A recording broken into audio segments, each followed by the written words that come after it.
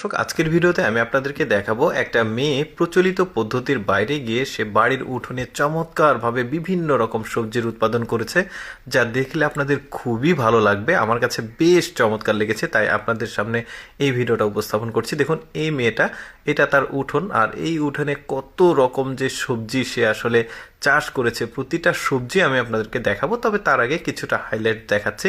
যেমন বেগুন করেছে, তারপরে আরও অনেক ধরনের সবজি কিন্তু করেছে বিভিন্ন রকম। আর আমি এখন আপনাদেরকে ইন্ডিভিজুয়ালি দেখাবো যে কি চমৎকারভাবে প্রতিটা সবজি সে করেছে। যেমন এটা হচ্ছে করলা, সাদা জাতের করলা, তবে এই করলাটা খুব একটা তেতো না, অনেকটা মিষ্টি বা মানে পানি পানি যে স্বাদ সেরকম। এই যে রান্না করছে দেখতে পাচ্ছেন।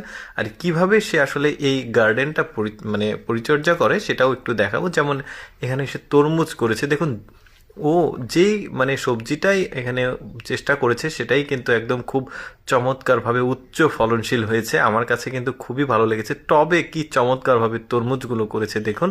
এরপরে দেখুন শশা, কি চমৎকারভাবে শশা সে করেছে, একদমই উচ্চ ফলনশীল আসলে গাছগুলো, প্রচুর পরিমাণে ফলন এসেছে। অনেক রকমের সবজি সে করেছে, সেগুলো আপনাদেরকে দেখাবো। যেমন এখানে সিম করেছে, দেখতে পাচ্ছেন গাছে কি পরিমাণ সিম এসেছে। তবে মেয়েটাকে আসলে ভাগ্যবতী বলাই যায়, কারণ সে যেটাই আসলে এখানে লাগিয়েছে সবগুলোতেই খুব ভালো ফসল পেয়েছে। এটা গার্ডেনিং করার কিন্তু অনেকেরই শখ থাকে, যে কারণে আসলে আমাদের দেশেও কিন্তু অনেকেই গার্ডেনিং করে, ছাদ বাগান করে। যেমন এটা লেটুস পাতা, মোস্ট প্রবাবলি আমার এইরকমই মনে হচ্ছে, বা অন্য এটা একটা সবজি, বেশ চমৎকার লাগছে। যেমন এই যে ঢেঁড়স দেখা যাচ্ছে, একটু লাল কালার মনে হচ্ছে ঢেঁড়সটা, আবার ও কাঁচাই খাচ্ছে।